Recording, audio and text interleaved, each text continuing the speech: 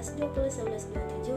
Saya dari Universitas Pembangunan Indonesia Manado, kelas A4 semester 2 jurusan keperawatan. Tujuan saya membuat video ini yaitu untuk memenuhi ujian akhir semester dari mata kuliah Pancasila dengan dosen pengampu NC Aprilia Widya Mandes, SH, SS, NH. Di sini saya akan menjelaskan definisi dan konsep Pancasila. Nah, Pancasila adalah dasar negara dan ideologi Indonesia yang terdiri dari 5 prinsip atau nilai dasar yang menjadi landasan bagi kehidupan berbangsa dan bernegara. Konsep Pancasila pertama kali diperkenalkan oleh Bapak Bangsa Indonesia, yaitu Soekarno, pada tanggal 1 Juni 1945 dalam pidatonya di sidang Badan Penyelidik Usaha Persiapan Kemerdekaan Indonesia. Dan kelima prinsip dalam Pancasila yaitu yang pertama ketuhanan yang Maha Esa, kedua kemanusiaan yang adil dan beradab, ketiga persatuan Indonesia, keempat kerakyatan yang dipimpin oleh hikmat kebijaksanaan dalam permusyawaratan perwakilan, dan kelima keadilan sosial bagi seluruh rakyat Indonesia. Nah, berikut Pancasila dalam sejarah negara Republik Indonesia. Pancasila memiliki peran yang sangat penting dalam sejarah negara Republik Indonesia. Sejarah penciptaan Pancasila dimulai pada masa persiapan kemerdekaan Indonesia menjelang proklamasi kemerdekaan pada tanggal 17 Agustus 1945. Dan pada tanggal 1 Juni 1945, Soekarno menyampaikan pidato di hadapan Badan Penyelidik Usaha Persiapan Kemerdekaan Indonesia atau BPUPKI di Jakarta, di mana ia pertama kali memperkenalkan konsep Pancasila. Setelah itu, pada tanggal 22 Juni 1945, Panitia 9 yang dipimpin oleh Supomo mulai merumuskan teks Pancasila.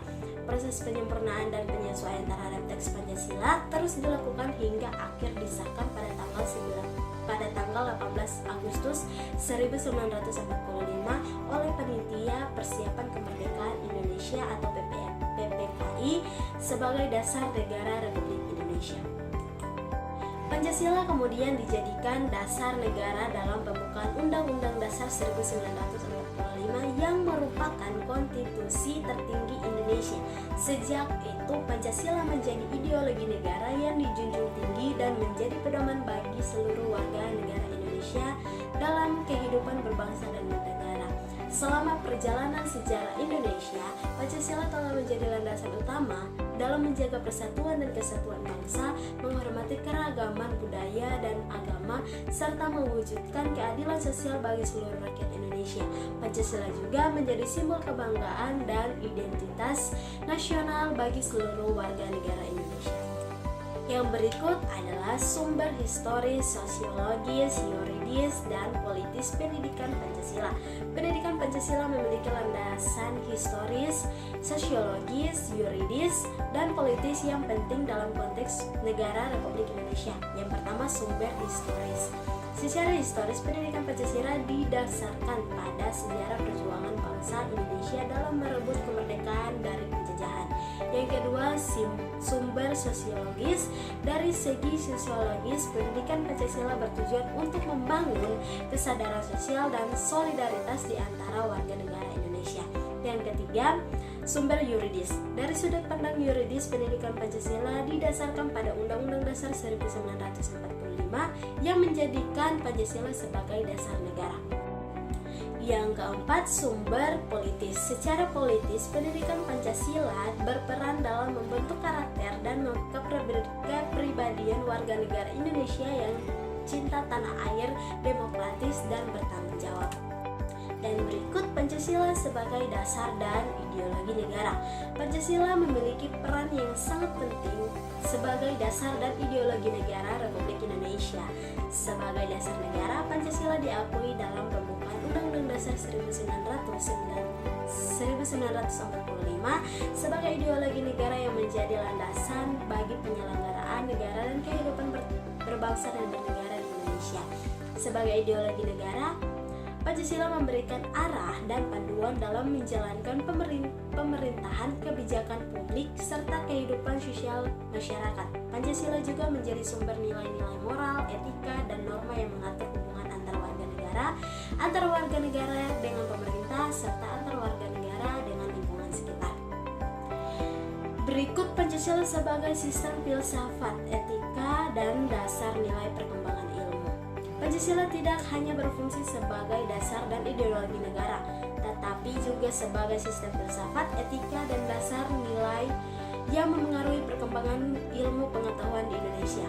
Sebagai sistem filsafat, Pancasila memberikan pandangan tentang hakikat kehidupan, kebenaran, dan nilai-nilai yang menjadi landasan pemikiran dan tindakan manusia.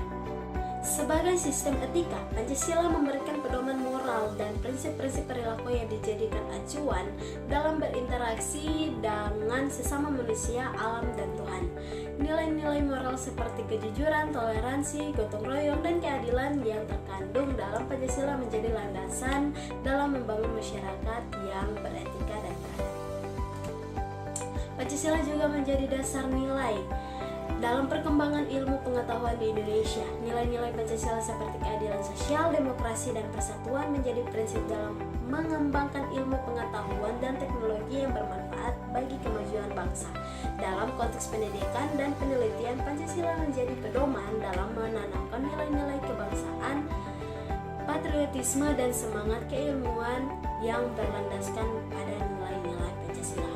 Yang berikut adalah latar belakang lahirnya masa reformasi amandemen 1, 2, dan 3 dan 4 Undang-Undang Dasar 1945. Latar belakang lahirnya masa reformasi pada amandemen 1, 2, 3, dan 4 di Indonesia sangat terkait dengan situasi politik dan sosial yang terjadi sebelumnya. Berikut adalah rangkaian latar belakang masing-masing masa reformasi dan amandemen Undang-Undang Dasar 1945. Yang pertama, masa reformasi. Masa reformasi dimulai pada akhir tahun 1990-an sebagai respons terhadap kebijakan otoriter dan korupsi yang merajalela di bawah rezim Orde Baru yang dipimpin oleh Presiden Soeharto. Yang kedua, amandemen pertama dilakukan pada tahun 1999 sebagai langkah awal dalam proses reformasi konstitusi. Yang ketiga, amandemen kedua dilakukan pada tahun 2000 sebagai upaya untuk memperkuat sistem demokrasi di Indonesia. Yang keempat, amandemen ketiga dilakukan pada tahun 2001 dengan fokus pada pembaruan dalam sistem ketatanegaraan dan pemerintah. Yang kelima, amandemen keempat. Amandemen keempat dilakukan pada tahun 2002 dengan tujuan untuk memperkuat sistem ketatanegaraan dan memperjelas pembagian kewenangan untuk pemerintah pusat dan daerah. Berikut perubahan sistem ketatanegaraan NKRI setelah amandemen Undang-Undang Dasar 1945. Setelah dilakukannya amandemen di Indonesia, terjadi sejumlah perubahan signifikan dalam sistem ketatanegaraan Negara Kesatuan Republik Indonesia.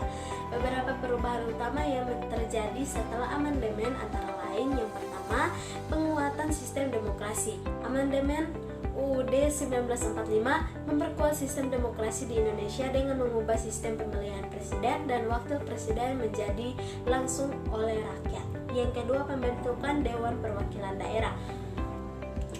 Amandemen mengatur pembentukan DPD sebagai landasan negara baru yang memiliki kepentingan daerah otonom.